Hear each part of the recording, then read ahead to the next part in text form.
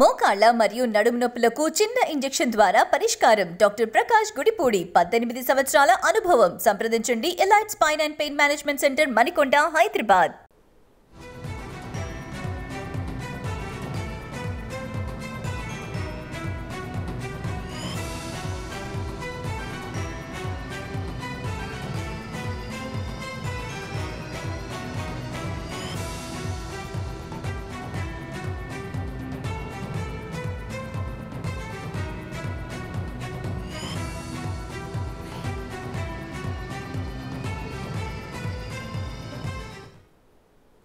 మరో breaking news చూస్తున్నాం. మేడ్చల్ జిల్లాలో అవినీతి తిమింగలం ఏసీపీకి చిక్కింది.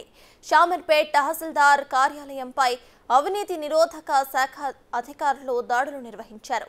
లంచం తీసుకుంటూ ఉండగా కార్యాలయ సిబ్బందిని రెడ్ హ్యాండెడ్గా పట్టుకున్నారు. బాధితుల నుండి 10 లక్షలు తీసుకుంటూ ఉండగా ఏసీబీ అధికారులు పట్టుకున్నారు. ఎంఆర్ఓ ఆదేశాల మేరకు లంచం తీసుకున్నానని డ్రైవర్ వెల్లడించారు. భూమికి సంబంధించిన రిపోర్ట్ రాయడం కోసం ఎంఆర్ఓ లంచం డిమాండ్ చేశారు.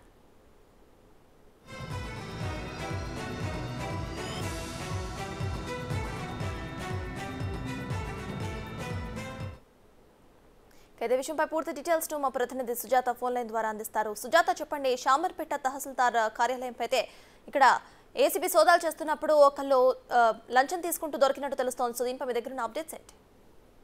మేడ్చల్ షామీర్పేట్ మండలంలో ఉదయం ఎవరైతే అటు ఏసీబీ అధికారులు అయితే మాత్రం ఒక్కసారిగా తహసీల్దార్ ఆఫీస్ లో రైడ్స్ కొనసాగించారు. ఎందుకంటే వాళ్ళకి వచ్చినటువంటి సమాచారం ప్రకారము